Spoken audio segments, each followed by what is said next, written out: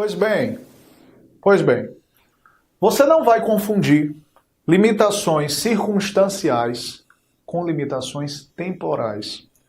Se cai na tua prova de concurso que a Constituição de 88 previu limitações temporais ao poder constituinte reformador, essa assertiva é inverídica. Ela é falsa. E por quê? Uma coisa é você dizer que durante certas circunstâncias a Constituição não pode ser alterada. Outra coisa, que com esta não se confunde, é você dizer que durante algum tempo a Constituição não vai poder ser emendada. Tem muito professor que explica isso, mas não mostra para o aluno um exemplo de limitação temporal. Às vezes fala, a Carta de 1824, então foi o que eu fiz. Para o seu material, eu fui ao Google, procurei a Carta de 1824, achei o dispositivo da limitação temporal e agora eu vou mostrar para você o que é uma limitação temporal. A Carta de 1824 diz que nos primeiros 4 anos ela não poderia ser emendada. Essa é a limitação temporal que a doutrina menciona. Então vem para cá. Olha o que é que diz o artigo 174 da Carta de 1824. Claro, com o vernáculo da época. Aqui é o português do século XIX. Se passados 4 anos, anos com 2 N's, depois de jurada a Constituição do Brasil, com Z, se conhecer que algum dos seus artigos merece reforma, se fará a proposição por escrito, a qual deve ter origem na Câmara dos Deputados e ser apoiado pela terça parte deles com 2 L's. Professor, não vi a limitação temporal. Olha aqui. Se passados 4 anos, existe uma cláusula temporal restritiva. Ele está querendo dizer o seguinte, em bom português, nem invente de precipitar-se alterando a minha obra antes de 4 anos. Porque eu quero, no mínimo, uma reflexão de 4 anos para que você se atreva a alterar a minha criatura. É mais ou menos isso. Seria muito assodado, seria muito precoce que antes de vivenciá-la, antes de digeri-la, você já quisesse alterá-la. Perceba que a Constituição de 88 em nenhum momento fez isso. O que ela diz é que durante o estado de sítio, defesa e intervenção federal, ela não pode ser alterada. Isso é uma limitação circunstancial, não é temporal. Limitação temporal é isto aqui. O problema é que quando o aluno tem um pouquinho mais de conhecimento de direito constitucional, talvez ele lembre da disposição do ato das disposições constitucionais transitórias, que previu um plebiscito 5 anos depois, né? Diz que seria feita uma revisão, né, depois desse lapso de 5 anos. Talvez o aluno pense, não seria aquela disposição constitucional um exemplo de limitação temporal? Resposta. Prevalece amplamente que não. Há uma, porque aquela referência é de normas de revisão e não de reforma. Há 2, porque no dia seguinte, ou até no mesmo dia em que promulgada a Constituição de 88, já era possível emendá-la. O que se previu naquela ocasião foi uma revisão, de fato. Se esse fosse o referencial, talvez a gente tivesse uma coisa aproximada. Mas a Constituição nunca foi impedida de ser reformada. No dia em que promulgada, em 5 de outubro, ela poderia ter sido. Não ia dar tempo, mas ela poderia ter sido emendada. Tá bom? Então, é muito importante que isso fique claro para a sua prova. Você vai ver que nas minhas aulas de direito constitucional, eu sempre vou buscar esses documentos. Que você vendo, você entende. Bom, cláusulas pétreas implícitas. Essas são as limitações materiais, as implícitas e as explícitas. O que é que são limitações materiais? Limitações de matéria. Artigo 60, parágrafo 4º. Não será objeto de proposta, não será objeto de deliberação proposta de emenda tendente a abolir, basta a mera tendência, as cláusulas pétreas. Né? Ou em inglês, como eu li ontem, stone clauses.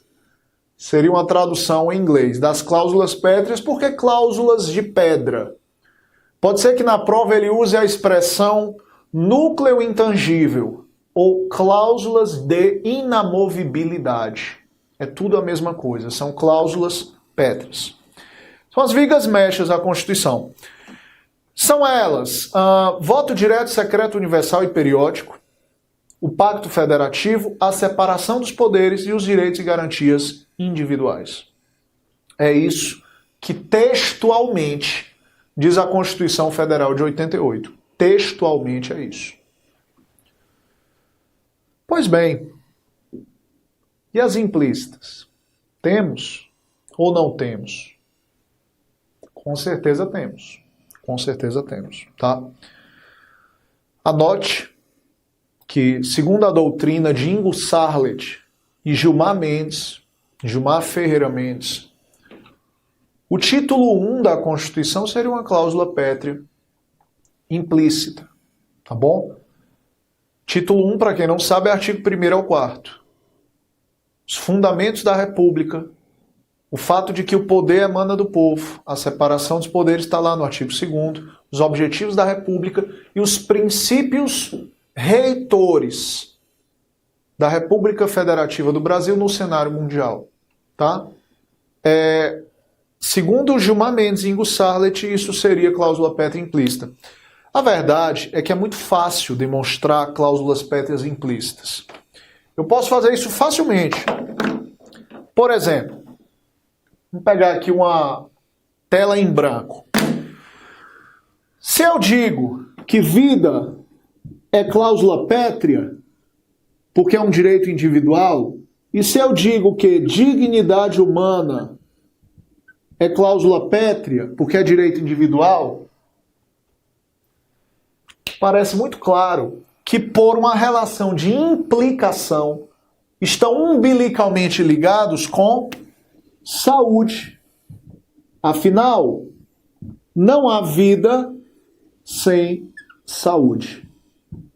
Ora, vida é um direito individual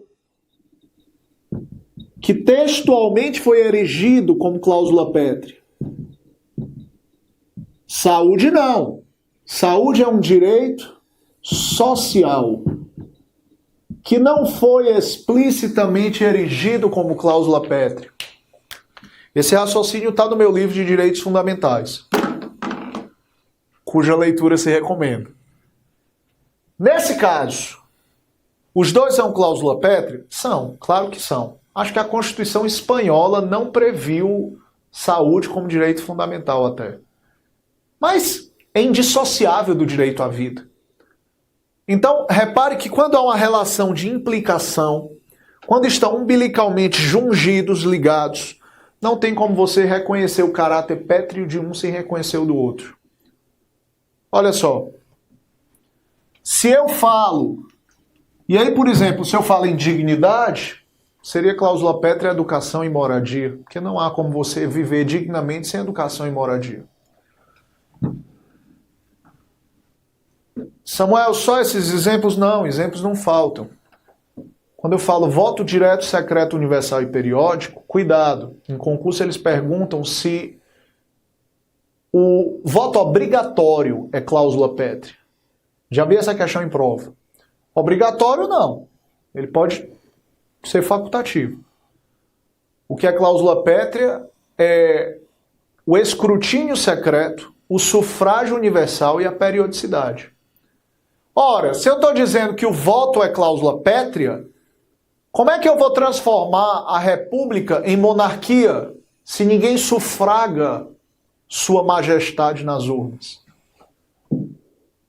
Então, se eu digo que voto é cláusula pétrea, implicitamente parece que a monarquia não pode ser implementada. Porque ninguém vota em rei ou rainha. Eles herdam o poder, hereditariedade, e não elegibilidade. Perceba que por trás desse inciso talvez tenhamos implicitamente república. Essa é a posição de alguns autores. Estou querendo José Afonso da Silva. José Afonso da Silva defende que a república é cláusula pétrea implícita. Me parece que Paulo Bonavides não. E José Afonso da Silva até diz, olha, até um princípio sensível. Estou querendo mostrar para vocês que existem cláusulas pétreas. Se cair no seu concurso, que existem cláusulas pétreas implícitas, é claro que há. E não é difícil vislumbrá-las. Eu vi uma questão do CESP que dizia o seguinte: reduzir a maioridade penal por meio de emenda à Constituição seria um ato que suscitaria discussão em torno de cláusula pétrea. Me lembro disso.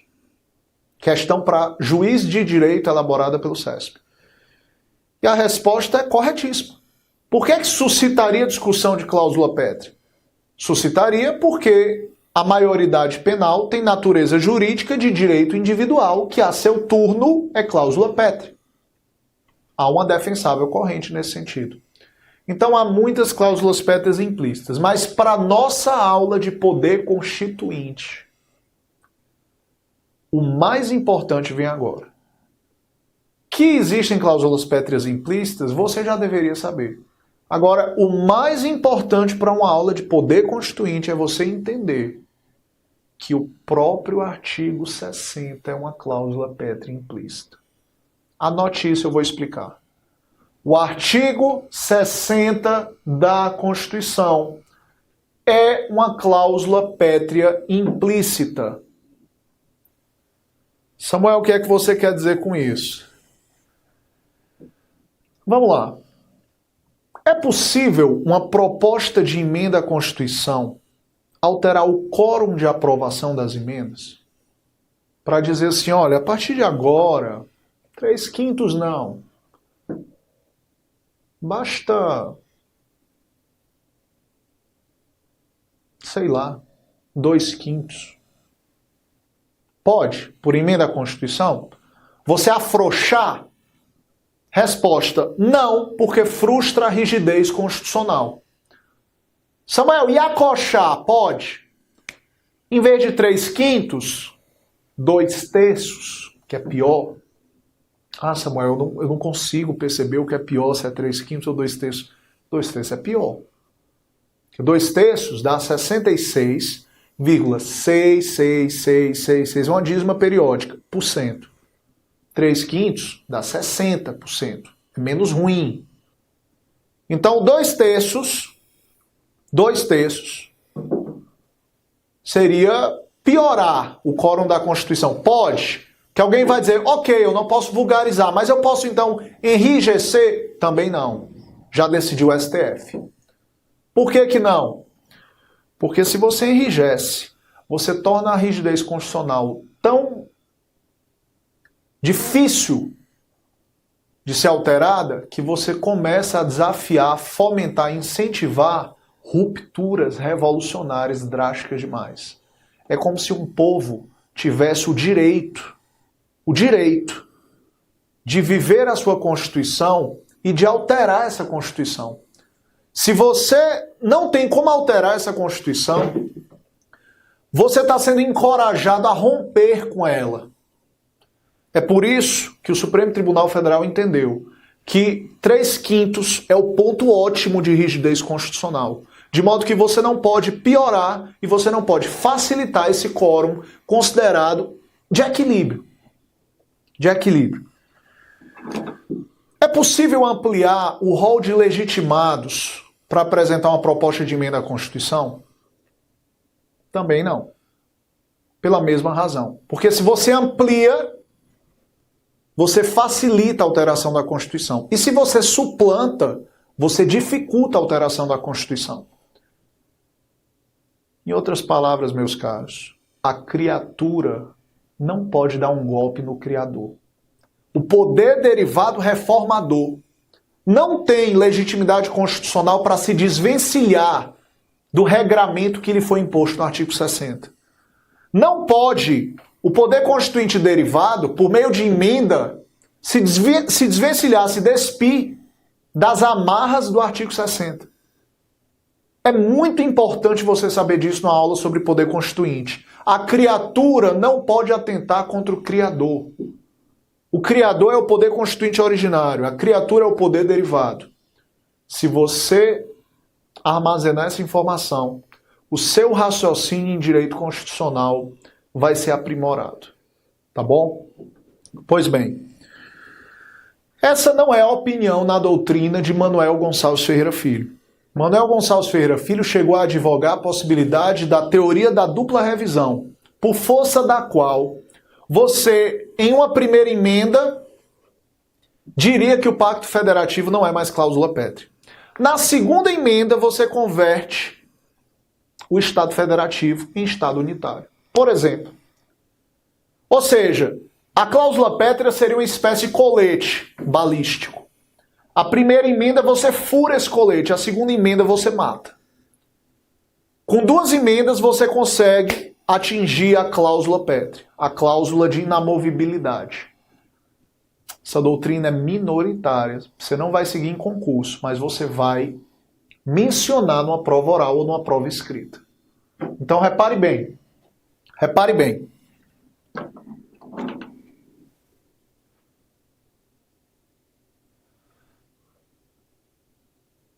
Poder reformador. Teoria da dupla revisão. Você anota no seu caderno que isso aqui é minoritário, tá? Mas há quem defenda Manuel Gonçalves Ferreira Filho e que o próprio artigo 60 é uma cláusula pétrea implícita, segundo o magistério, segundo o escólio de José Afonso da Silva, que escreve muito bem sobre esse assunto. É importante, viu? Sabe por que é importante? Porque de vez em quando aparece uma historinha de uma proposta de emenda à Constituição para implementar a pena de morte, de uma proposta, sim, o deputado Amaral Neto, que era uma espécie de Jair Bolsonaro da década de 90, 80, 90. Ele tentou apresentar uma proposta de emenda à Constituição. Tentou não, apresentou a proposta de emenda à Constituição, se minha memória não me trai, para implementar a pena de morte. Às vezes, eles apresentam proposta de emenda à Constituição para ampliar o rol de legitimados da PEC. Não pode. Não pode. Tá bom? Bem, sigamos. Poder constituinte decorrente. Conceito no seu caderno. Conceito no seu caderno. O que é o poder constituinte decorrente? Resposta. É o poder, vírgula. Aliás, tira a vírgula.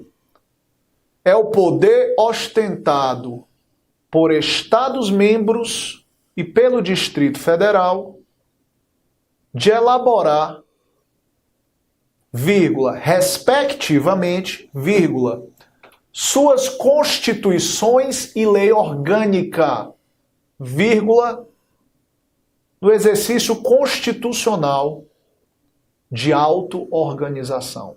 Ponto. Olha que conceito preciso.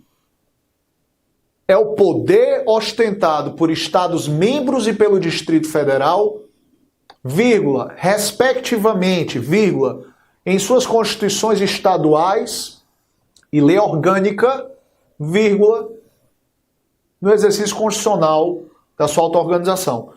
Na verdade, é o poder de auto-organizar-se por meio de constituições estaduais e lei orgânica, respectivamente, estados e DF.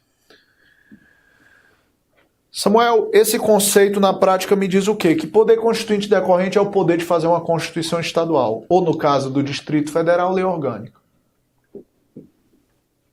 Por quê? Porque no condomínio político federativo, que a aliança, o Pacto Federativo, é um condomínio político. Nesse condomínio político, cada ordem parcial, Kelsen falava numa ordem total, cada ordem parcial, cada estado, cada ordem jurídica parcial, tem que ter a prerrogativa de adequar a Constituição às suas peculiaridades regionais federativas.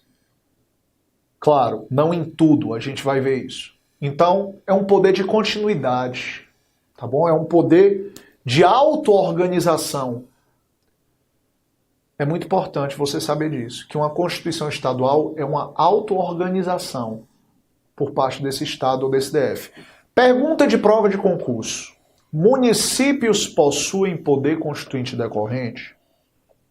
Resposta. Prevalece que não. Basta ler o conceito que eu coloquei no seu caderno. Esse conceito tem uma razão de ser e de existir. Os meus conceitos são ferramentas úteis. Se cair na tua prova, município tem poder decorrente, você olha para o meu conceito. Eu falei município? Não, então não tem. Se cair na tua prova, territórios têm poder constituinte decorrente, lê o conceito. Tem território aí? Não, então não tem. Se cair na tua prova, Distrito Federal tem poder constituinte decorrente, lê o conceito. Tem DF aí? Tem. Então ele tem. Tudo bem, mas eu não vou te ensinar um dogma. O que eu disser que é. Não, eu vou te ensinar a entender. A Constituição Estadual, ela é considerada fruto de auto-organização do Estado. Mas a Lei Orgânica Municipal, não, porque ela tem uma dupla vinculação simétrica. Ela é vinculada simetricamente à Carta Estadual e ela é vinculada simetricamente à Carta Federal. Ela é tão, digamos assim, reduzida em sua autonomia que não se considera que o município tem uma capacidade de auto-organização. Tá bom? Município nem elege senador da República. Município nem tem poder judiciário. Nem polícia tem. Então, entende-se que a Lei Orgânica Municipal, ela é lei mesmo, tá bom? Se você quiser raciocinar em termos hierárquicos, seria mais ou menos assim, ó. Lei municipal abaixo da lei orgânica. Lei orgânica. Que, por sua vez, está ao lado da lei estadual.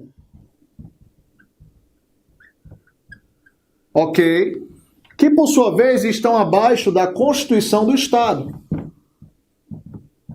Estadual. Tá? Lei municipal. Que, por sua vez, que a seu turno, estão ao lado das leis federais. Que, ao fim e ao cabo, estão abaixo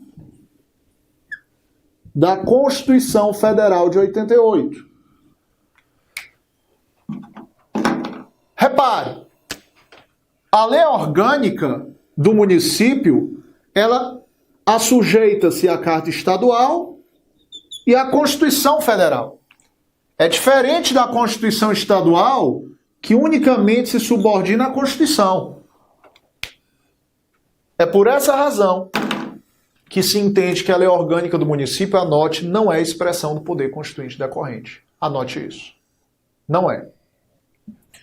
Anote. Territórios não possuem poder constituinte decorrente. Tá? Aliás, pessoal, para que fique bem claro, território nem órgão legislativo tem. Ele tem órgão deliberativo. Território não tem assembleia legislativa para fazer lei, não. Ele não tem a capacidade de auto-organização e de autonormatização. Não tem. Território tem natureza jurídica de autarquia. Ah, Samuel, mas a autarquia, até onde eu sei, presta serviço público de maneira específica. Qual é o serviço público de maneira específica que um território presta? Nenhum. Ele não é uma autarquia para serviço público. Território, ele é uma autarquia territorial. Entenda-se, um quintal da União.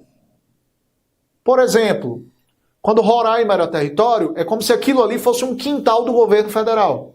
Um pedaço de chão do governo federal metido ali no meio do norte. Tá bom? Não tem nada a ver com o serviço público. Ah, mas hoje não há. Tudo bem, não há. Mas pode haver. Pode haver. Amanhã podem criar. Na forma da lei complementar. Bom, então por essa razão prevalece que não. Vamos avançar. Vamos avançar. Bem, vocês já sabem então o que é o poder constituinte decorrente. Aqui é constituinte, porque aqui ele constitui, podemos assim dizer, né? Não constitui o Estado, mas organiza o Estado. Aqui você até poderia falar de poder constituinte decorrente. O ideal é que não, tá? O ideal é que não, porque, grosso modo, ele também é limitado, ele também sofre limitações. E, aliás, essa é a questão de agora.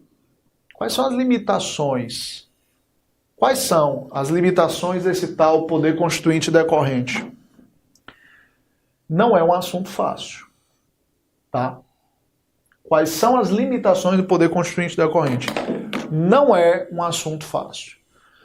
Se você quiser pesquisar na literatura jurídica brasileira, os maiores monografistas do tema são Ana Cândida Cunha Ferraz, Raul Machado Horta, Oswaldo Trigueiro, de certa forma. Esses são os três maiores monografistas. Você tem Manuel Gonçalves Ferreira Filho também, mas principalmente Ana Cunha Ferraz e Manuel Gonçalves Ferreira Filho, este da Escola Mineira de Direito Constitucional.